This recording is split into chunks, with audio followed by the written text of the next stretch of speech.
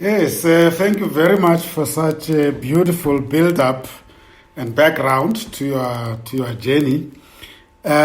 Before we take it from where we left it, let's do an honorable thing. We spoke a lot about the mulattoes, but you are Vumas now, and the Vumas will not be happy with me. Who are the Vumas and where do they originate from, and how is it being the Magoti of the Vumas? I mean, you don't have to tell the secrets, but I'm sure it's important part of your chapter, important chapter of your life, Jenny. Absolutely. I'm really grateful that I landed into the hands of the warmth of the Vumas. And I don't want to go into who they are, because then I'll start doing Istagazelo Sabo. Because well, that will even be great, because the Magoti that even knows the roots. Yeah, when I'm excited, or if I want to take 2 days off to just away from the Vumas and read, and I will, praise my husband and say, wow.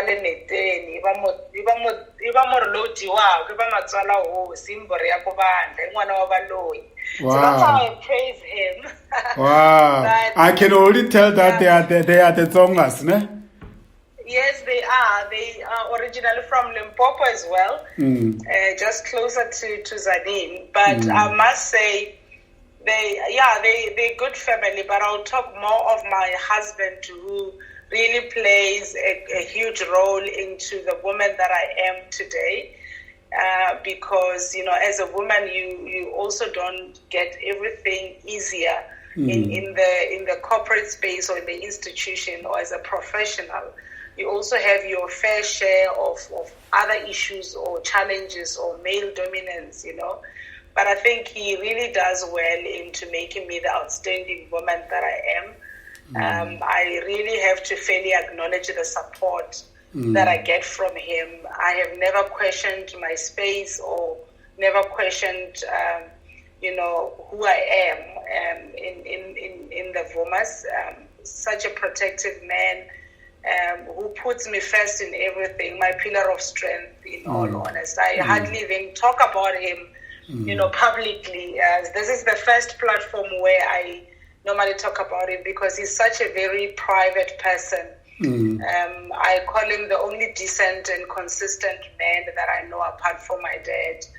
An introvert of note, but I think he supported me. I did my PhD and I did my master's with him and the little kids that we are raising together.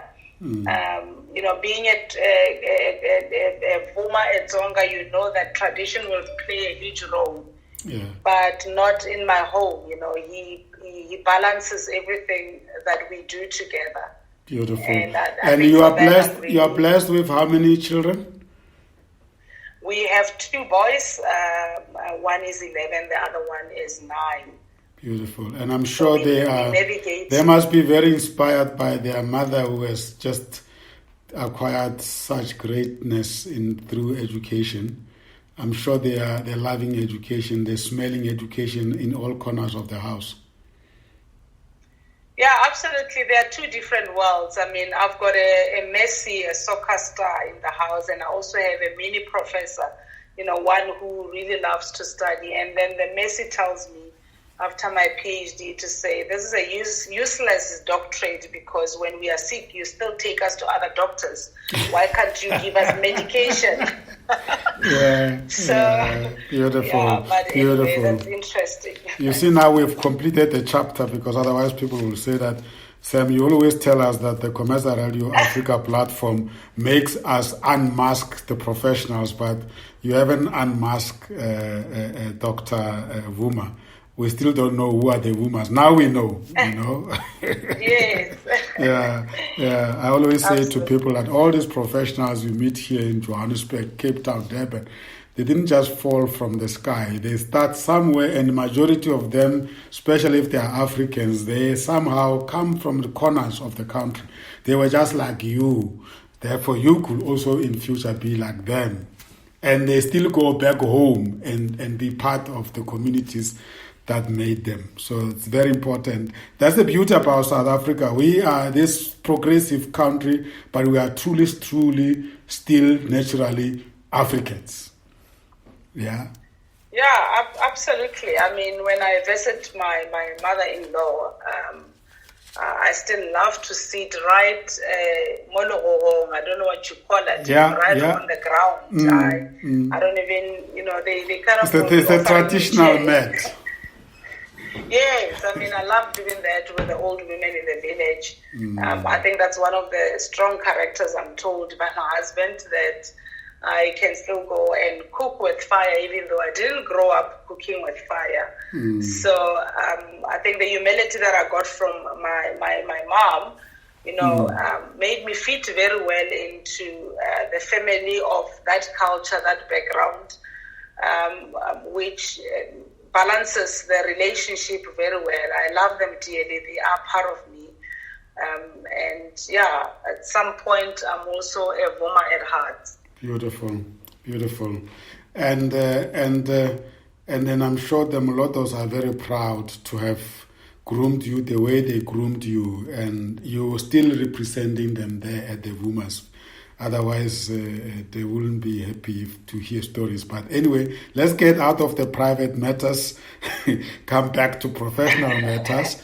Yes. If I'm a high school learner, and I'm inspired by your story, and your story says to me that it looks like there were angels that were guiding you. It wasn't really something that you sat down and you planned. It just happened. Now, they don't want to take that chances because theirs may not come out the way yours came out. They want to be in control of it. And what plan will you suggest they make? And what are the things that they need to be aware of? And what type of personality it takes to make it in this type of a profession? And what is really information management, what is applied information technology systems? What is it? How does it differ from other IT-related functions? It sounds very complex even for me. And you are HOD for that matter. So there must be many students that are coming for this. Are you the ones driving for IR of the university or designing it? So let's unpack that and go deeper into your work, including the challenges of having to manage as an HOD. That is the climax, I call it, of our talk. Yeah, that's very much loaded, but I'll try my best to respond it, thinking of your listeners, and I'm going to be biased now and try to channel it, talking to the young women. I will not do justice to myself if I don't particularly address that. And that was going to come, but you can go forward up front and address it. I'm glad that I predicted nicely. Okay, so I think for me, why does it matter for women to be represented in information technology space, or either we call it STEM, the science, technology, engineering, and math. So, in South Africa, we are told that only 13% of graduates in STEM fields are women, despite us being ranked number 19th out of 144 countries. And this is by the 2018 Global Gender Gap Report. So I would advise that young women, or even the boy, not leaving out the boys, because I also raise boys, to say it's very important for us in particular to look at that, because currently we're talking about the shortage of skills, and the most practical way, honestly, to improve this representation in the ICT space, and ICT, I'm talking information communications technology. So allow me to divorce a little bit applied information systems and just concentrate on the information communication technology space, is that we must be able to expose a lot of the youth or the young ones into the STEM-related subjects. So I think it starts with the country's foundation, the education system. And being practical and talking to that young one is to say, be radical. If there's any area where you have to be radical and make noise, it's in the education space of your life, That's part of your well-being, while we're taking care of ourselves, while we're feeding ourselves with whatever, let's look at the education as part of, what we need to learn. And I know that, in this space, there's a lot of benefits. We talk of Internet of Things, which increased connectivity of devices at home, in the office. Like now, I'm talking while I'm sitting at home, and this provides spaces for women to improve work-life balance, through the ability to work from home with flexible hours. There's a lot of ups, and there's also a lot of downs, but for us is to make sure that we are not excluded into this evolution that's currently happening. So I think connectivity is extremely important, that we stay connected. And connectivity, I'm not only relying it to technology, it's relying it to professional women who are already in the field. I speak Sepedi, I speak Setsonga, I can speak isiZulu, I can speak, other languages as well. Speak to people in that space, make time, and be radical in that sense, that you ask questions to say, how do I get into the space so that I may be able to be part of the, the employees of the fourth industrial revolution. So, I think it's all about education. Education, you get it in various spaces. You get it. You can get it through upskilling yourself. Those of you that are already in other qualifications or other industries, it's never too late to educate yourself. I know of people in their old age who are still studying even today. So, I think, that's so just on the personality side, I understand that it needs a lot of one has to acquire that education to have a good foundation to venture into these STEM-related qualifications. But on the personality side, personality traits, what are the things that you think are necessary, qualities are necessary for you to... What are the challenges that a qualification like this or a career like this bring to one's life? I think the goal of education, it's common and it's basic for everybody else. It's to make sure that you get quality education. You are able to get knowledge and sustain development of societies by means of service. So it really, for me, doesn't talk about your personality into IT. If you go into engineering or you go into law or humanities or accountancy, it's the same kind of discipline that you will still need to have to embody for you to succeed. It's knowing what you want. And I think the biggest thing for me is many might not have, the privilege of being coached and mentored, but that connectivity as well, if I take it again into the ICT world, is that today you can actually use your mobile device to find out about various careers and what are you going to be when you complete.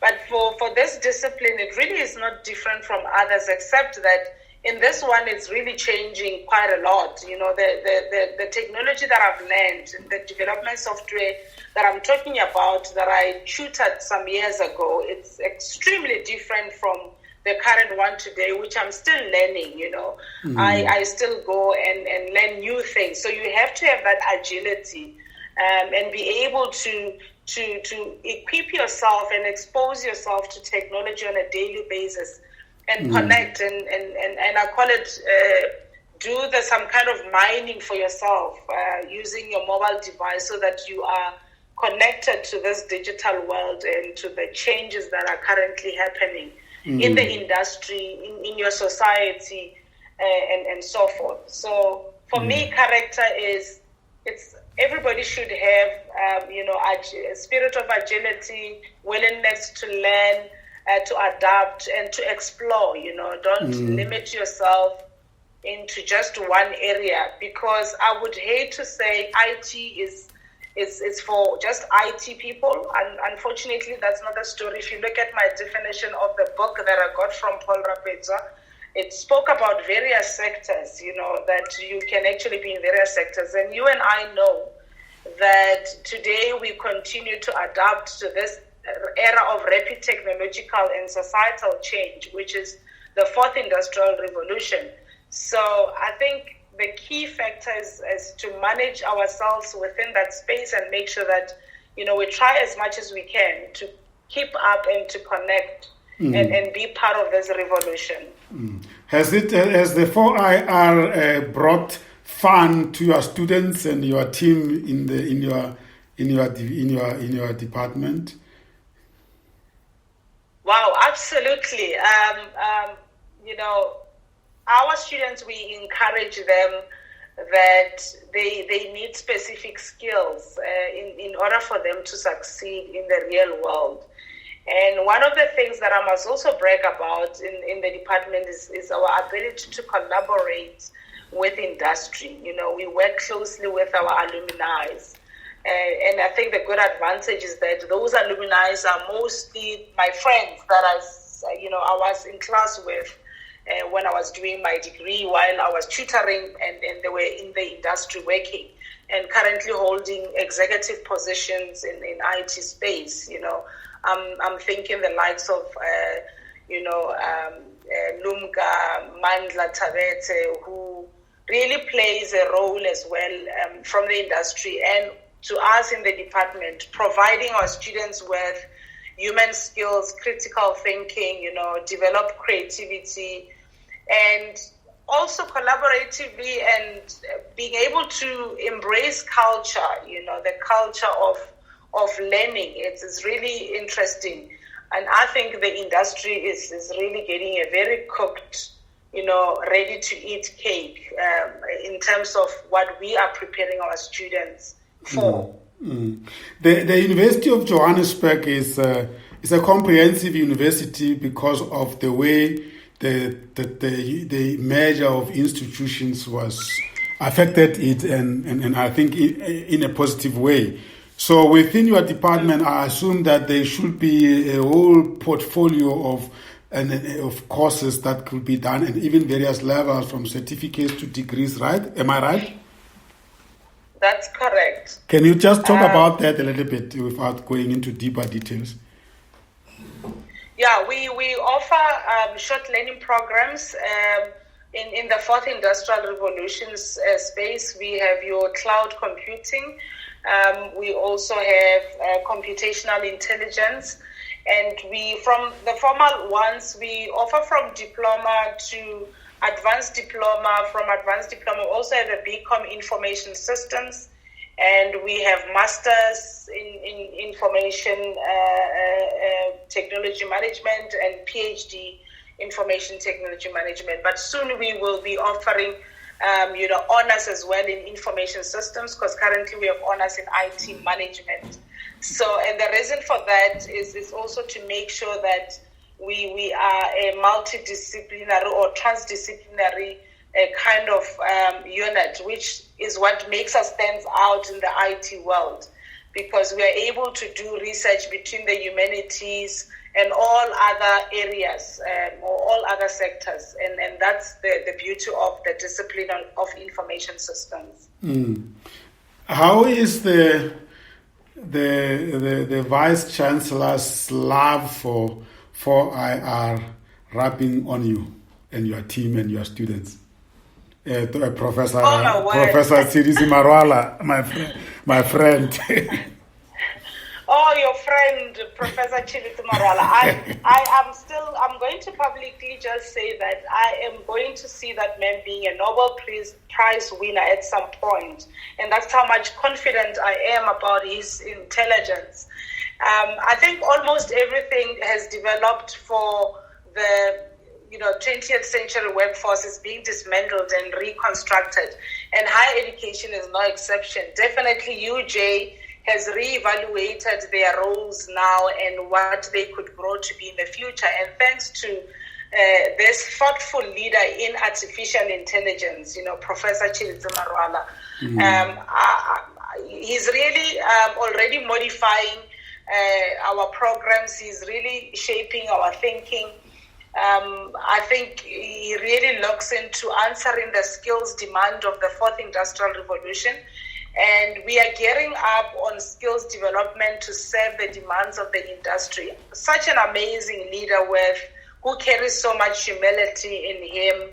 And, I've never seen anyone who's that simple, that grounded, but yet so intelligent and amazing. So I really am glad. I mean, I'm a product of UJ.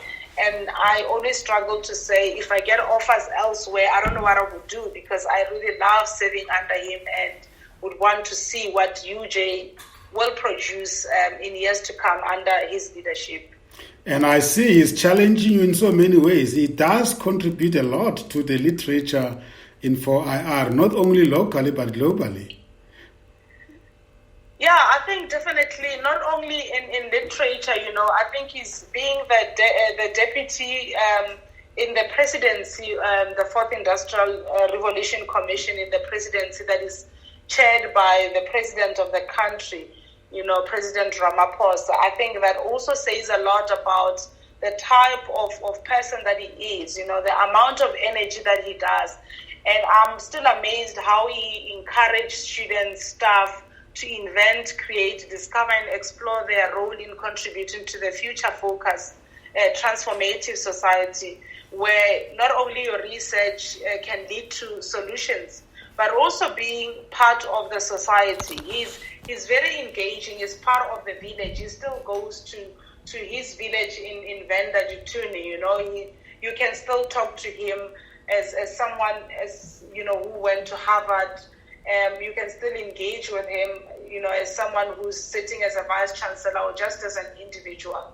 I think it's amazing. He keeps us on our toes. I'm not keeping up. I've just made peace with myself that I will just run at my own rate, because the speed that is going at, I think it's quite deep. But yeah, really, just out of interest, and we are going to move into this topic, but I'm bringing it because we're talking about him as your leader.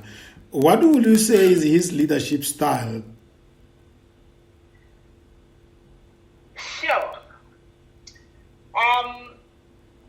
I definitely think he probably is a servant leader. I think he's a type that you will not get to know him mainly because he leads from behind. It's that one where you read his CV and you get shocked to say, is this really him? When did he really do all of these things? And I think that's the biggest mistake that a lot of us do, not paying attention to the most quiet, or maybe the people that don't come looking like us and we think they're probably not capable to achieve all of these things. So I think he hides his leadership and his intelligence quite nicely, not maybe intentionally so, but probably shocks a lot of people with the number of things that he has done. And I'm very excited that he recently is talking about his work and what he does without apologizing, and he shouldn't. And because that actually brings hope to many of our people, to see that it is possible, it is doable, because of what he does. So I'll definitely maybe associate him with a leader with humility, a very simple, grounded leader. So closely I'm thinking servant leadership. Beautiful. Let's talk about you, but before we do that, because I want to bring you are not just a technical fundi, you are a leader now. You are a HOD, so I'm sure they say the higher you go, the lesser you depend on your technical knowledge to run an entity or a division like yours. But before we do that, I'm sure you have people in your department that could articulate this very well, but I'm sure they report to you, so you should know. what type of projects that are conceptualized by you that we find them out there in the community? In other words, the type of projects in your division that are not necessarily meant for the academics or for the students, but are meant for the environment out there that you find yourself in, that are standing out at the moment in the applied information technology system, management system. In other words, I'm asking for your CSI type of involvement, or I don't know whether it's CSI or is part of your program per se. Yeah, no, I think if I talk about the projects that are close to me or that are facing me right now in front of my eyes, would be the digital divide, or just trying to attend to the technology gap that can be closed by education, and trying to provide equal access to technology, not only to girls and women, but for me personally, to small businesses that are in the townships, small businesses that are in the rural area. So to make sure that they equally participate in our ever more digital society. So digital literacy, it's as important for me as traditional literacy. I am really passionate, and I currently advocate for internet access, to be viewed as a basic human right, similar to water and electricity. I continuously talk about this, particularly in townships and rural areas. I mean, if I go to any village or any rural area, I would always teach the woman that is on the street, either in the small shop, on how to use, as simple as using a calculator on the phone. And for me, that's digital literacy, because, it's part of saying you can, negotiate buying power. You can negotiate with your suppliers using your mobile device. Even mobile banking, I do that with small businesses to say, you can actually negotiate certain rates, or you can transact electronically, just to ensure that we are creating and enlarging, the possibilities of them being included in this technology, emerging technology environment. So that's basically what I do, is just to equip anyone, be girls or women, but particularly small businesses with digital skills. And really prioritizing education in ICT, to say we need to really look at ICTs as a subject, as part of our daily living. Have you been in conversation with your namesake, our minister?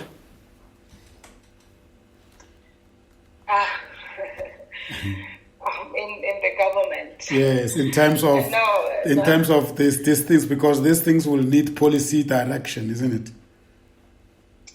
Yeah, absolutely. I haven't in that space, but I must tell you that the reason why I chose to do a PhD in information technology and focusing on ICT adoption by township small businesses, it was actually influenced by one of the conferences that they hosted. At that time, she was still deputy minister, some years ago in Cape Town. And when I attended, I realized this is actually massive.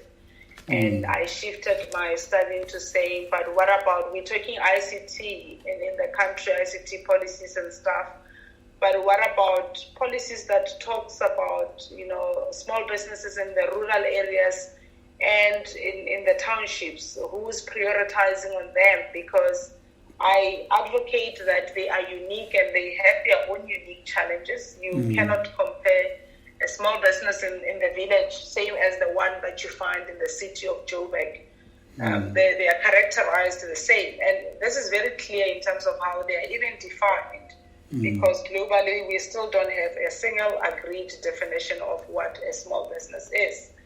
So, I think, no, in that space, no, but I do talk with the current brand minister of small business, because that's where strongly my passion lies. Yes. So I do talk to Minister Mkumbuzeni regarding empowering and transforming the small businesses in the country. Beautiful. Give us the full formulation of your PhD paper. What was it on? It was an ICT adoption framework by township SMMEs. ICT adoption framework by township SMEs. And in your studies, you found some exciting stuff there, or was it? What did it reveal?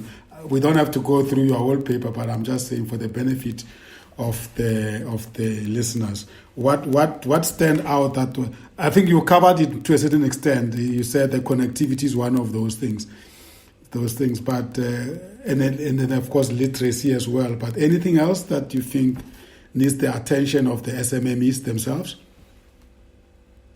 Yeah, I think in summary, SMMEs are seen as a potential enablers for creating jobs, poverty reduction, or socioeconomic development in both developing and developed countries. My study focused on townships that are located in townships, and I investigated the factors that influence the ICT adoption, into their current business processes and value chains.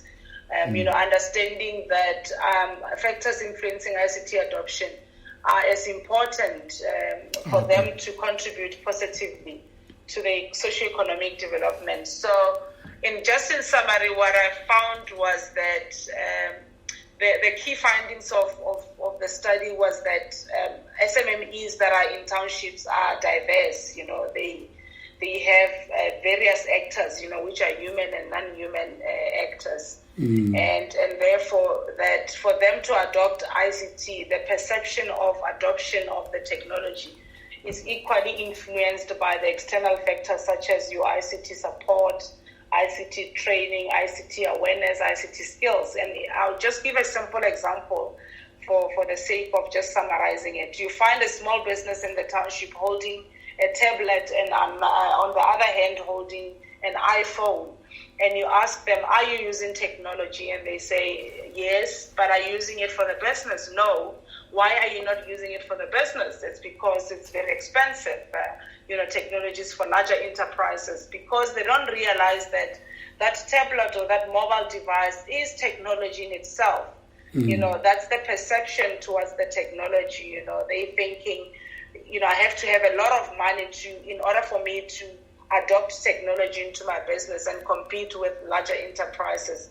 Meanwhile, you can do such massive things with that device that you're having in your hand. You can add competitive advantage into your business. So that's basically what the study, key findings that came out, which I think was very interesting.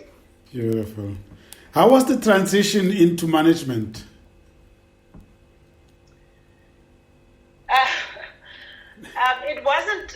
For me, honestly, it wasn't really that difficult. And I'll tell you why it was not difficult. Because as much as I said I had a fair share of my challenges, I really want to also acknowledge, fairly the support and mentorship of the male gender. And in particular from a different race than mine, and I know that a lot of people maybe may not relate, but this is my story. I really got support from the male gender and from a different race. These are white males that really stood by me, and they are men who exceptionally taught me things that I didn't know better. And I sincerely also owe my gratitude to them, because they dedicated their time shedding light into my novice academic self, selflessly guiding me, and being a skeptic of male dominance myself. I have to be honest and say I first doubted their intentions, although they never gave me reasons to doubt. But my experience of the real world of male dominance and patriarchy meant I did not just welcome their gesture, mentor me. But they've been amazing human beings, disciplined me, corrected me, guided me. It's been tears and joy. If I look back now, I would say that I think humility was attractive for them from my side as a novice, because at some point I had to really stop playing the previously disadvantaged narrative in order to get ahead, I really had to be blunt and come clean and literally be vulnerable and say, I do not know. I have no idea how I'm going to do this. I'm scared. I'm simply saying, help me out here. Professor Rensley is one person who stood by me, who spent hours where when I left his office, I always questioned, the amount of investment and energy that he poured into me. Professor Karl Marnevik, who I never thought in a million years would really be what I always tease him and call him my Afrikaner PA, because he came through most of the time, not only as my supervisor, mind you, he was my supervisor for my studies and also my PhD. So it was interesting when I walk into his office, I'll have to take off the hat of the HOD and say, I'm coming in as a student. And when he comes into my office, he says, I'm not coming in as a supervisor. I'm boldly coming in as a colleague, and I'm going to complain about 1, 2, 3. And we had such a very amazing time. It was frustrating, but I think I was surprised of the amount of help, that came from those colleagues. So I think it's really, I have to say, I probably made it easy because I stayed honest with myself to say I also want to learn. And being transparent and still being able to make better judgment using my own wisdom as a leader. So do you find these days spending you more time on management literature, or do you still preoccupy yourself with the technology stuff? Or is it balanced? I think you need to find balance between the two, because one of the things when I took the position that I really prayed hard about was because I knew that I'm a servant leader. I believe in serving others. I am not intimidated by having my colleagues, being promoted, being professors, achieving greater heights than me. Actually, that's my core calling. That's my core mission and legacy that I want to leave, to transparently show people, to say this is how you navigate within the system and how do you really get from point A to B.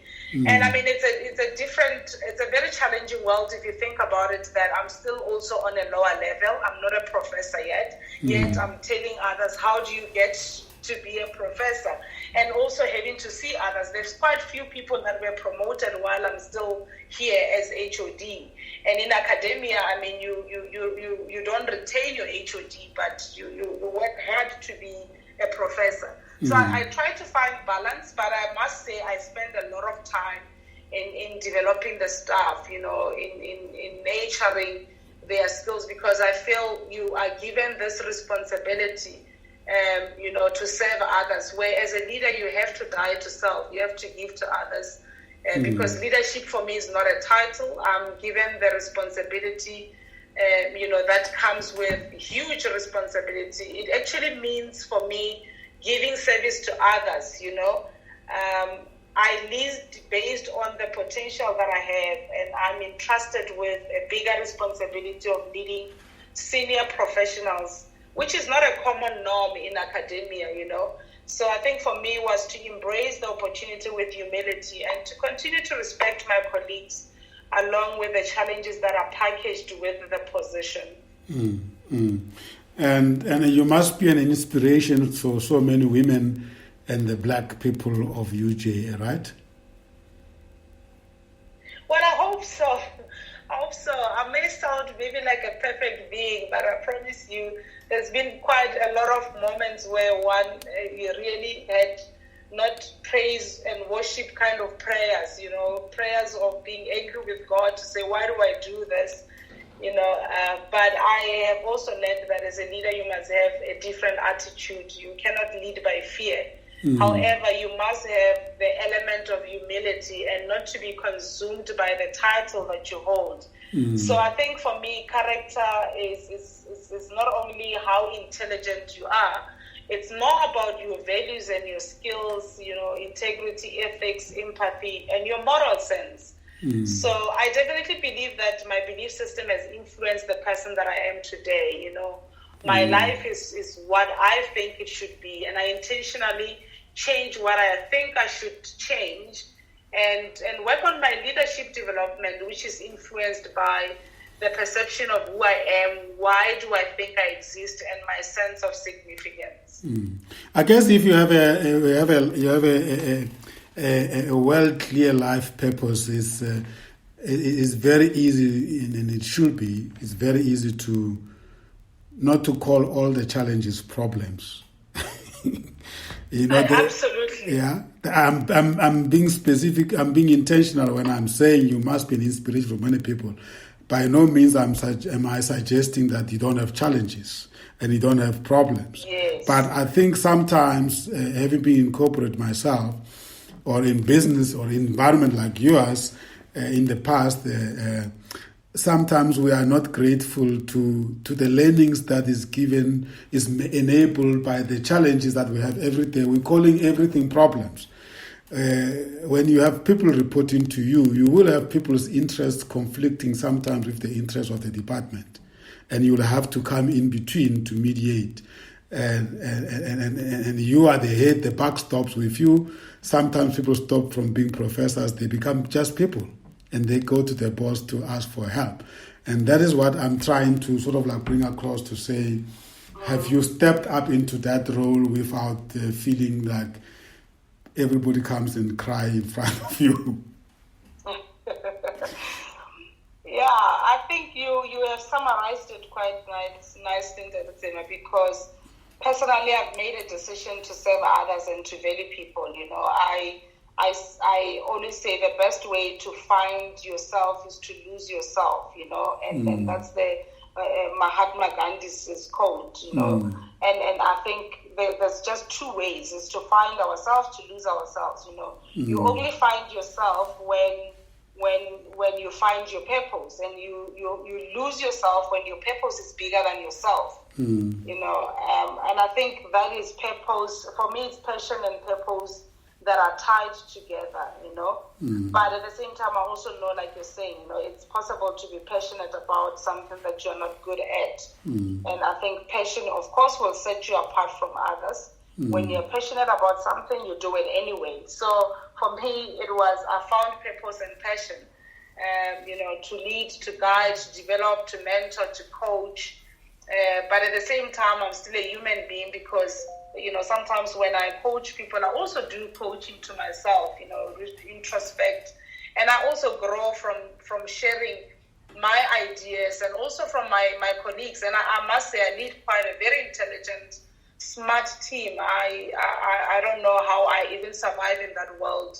I've got quite a very powerful team in applied information systems, innovators, thinkers, critical thinkers, and technology enablers, changers I call them game changers, and even our students. So I hold quite a huge responsibility to making sure that you create enabling environment for those people to thrive, and that you don't become a gatekeeper, and hinder their success. Where are the most of your graduates going to? Do they go on to their own businesses, or do they get absorbed by big corporates, or is it a mixture of sorts? I am told that, and this is just data that I got from others. I'm not making this one up. I'm told that they are more into the industry. I do not have data to back that up, but I'm told that a huge percentage of our students are employed in various sectors. So it's something that maybe one should look at to say, where exactly are they? Because Rolina, I know she's passionate about that, to find in terms of her work integrated learning, to see if the students are really employed in the sector and really pushing the agenda of IT. Is there anything in your professional journey that you wish you could be given the opportunity and to change it? Are there any regrets, or is it all so far so good? Sure, I wish there were no regrets, or maybe not the word regret, but perhaps... Or maybe the crossroads, and then you wish you could have taken... Yeah, I think my faith just tells me where I am. It's okay. It's lessons that one had to go through, because it is through those lessons, through that tutoring, given that opportunity, that I learned to serve and grow into where I am today. But nonetheless, I definitely believe that I could have done more, maybe because of my hunger to success. If I got the likes of your Professor Rensley earlier in my career, I could have probably published as much as I could have, maybe created a lot of international networks, because that's one of the things that makes you stand out as an academic. Mm-hmm. But I think as soon as I got educated into this world of academia to say this is what it is and this is how you play this game of being successful, game in inverted commas, I literally made quite huge changes in a period of 3 years, turn around that I just felt if I got that earlier, perhaps one would have done quite a lot. Mm. But I don't really regret the lessons along the way, because if I got the position 10 years ago or 8 years ago, I'm sure I would have made very embarrassing mistakes. Because now at least my mistakes are manageable because of the experience that I got from my setbacks. What has our conversation brought to the surface for you at this moment? Sure. I honestly never spoke about my career in detail. I have participated in a book. We Will Lead Africa, that was published by Amazon last year in May on Africa Day. So that's maybe where I have given a little bit about my journey. But, you have channeled it to start with my family. A lot of people that know me, they probably would get maybe another side, because I am a very much of an extrovert and a person out there, but I've always kept my family private. Not private in terms of not talking about them, but I always, share that on a very private space. Even my husband and my family side, mainly because he's also a very private person. I've never spoken about the Bvumas, the role that they've played. And not that I don't acknowledge them. I guess it's just my way of respecting their space. But that is, for me, something that I thought, okay, now we're going to talk about something that I've never spoken about.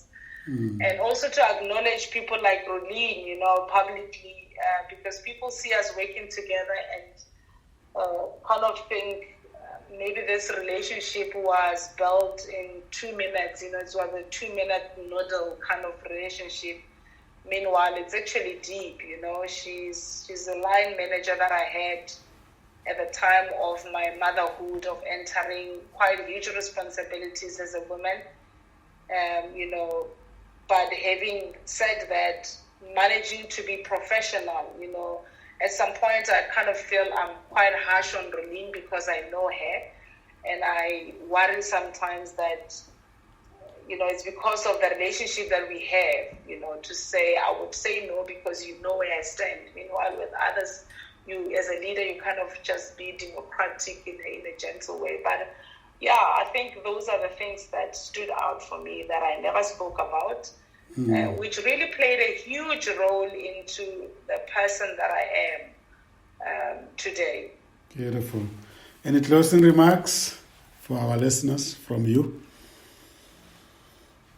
I think in closing, I just want to probably just say that we need to equip girls with digital skills. We need to equip our youth. And I'm intentionally just highlighting the girls because there's a shortage, of girls in the ICT space. And I also want to say that technology can be a powerful tool for women to become activists and lead change on issues that affect them. For example, social media platform, for instance, it allows activists to reach a wide audience and organize actions towards a common cause, and school is a place where children must get the introductory of technology as well as the literacy and numeracy skills to make the most of these digital tools. Therefore, we need to ensure girls and women and small businesses have equal access to learning relevant technical skills and digital literacy.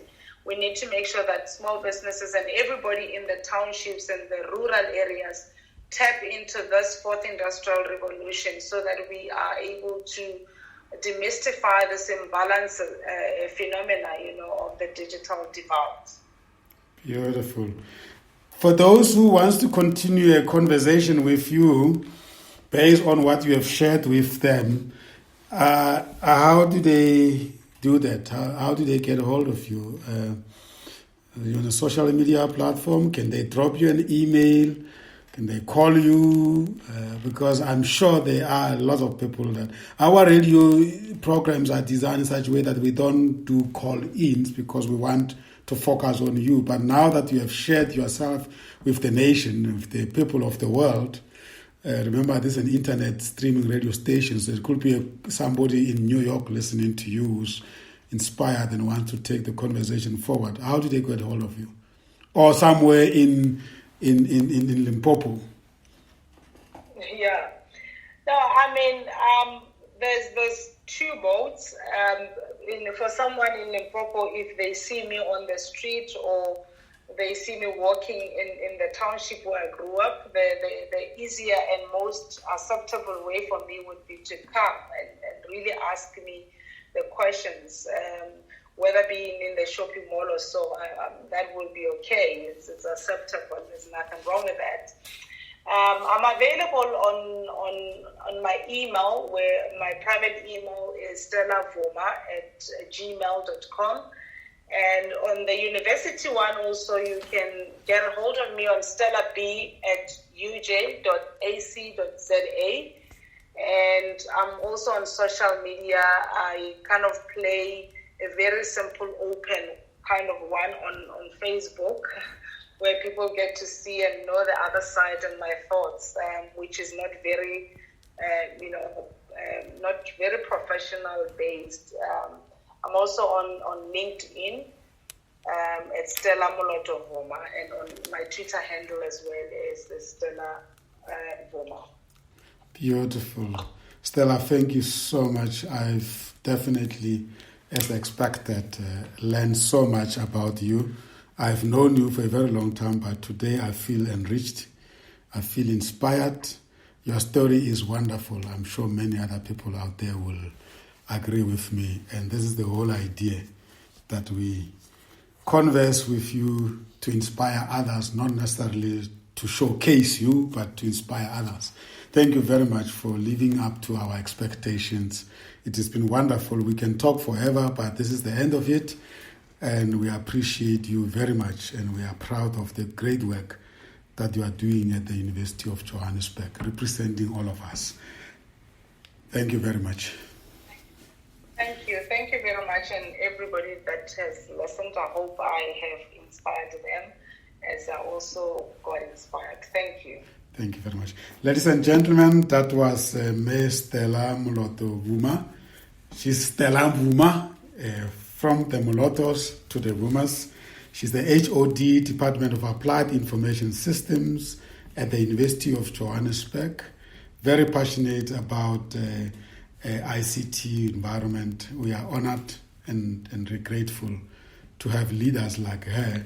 I hope you have learned from her. She's available. She's accessible through the social media platforms. And of course, you can drop her email at stellab@uj.ac.za. And she has given her private email address as well as stellabvuma@gmail.com. By the way, Vuma is spelled with a silent B, Bvuma. We are purposefully wanting you to engage with her, especially around the issues of 4IR and ICT. And she's been specific around the preference for young people and especially young girls that are out there to better themselves. She believes that ICT or STEM-related type of careers is the future. Thank you very much once again. My name is Sam Zima, the CEO and Executive Business Coach at Comeza GOC International, Pty Limited. Check our website, it's www.comeza-goc.com. You are welcome to become a member of Comeza Friends and Supporters Club, NPO. The application can be done fully online at www.comezaclub.africa. And let's build a better country, better continent, and a world that we will all be proud of. Thank you for tuning in. We look forward to receiving you at our next broadcast. For now, we say goodbye, be safe, and take care.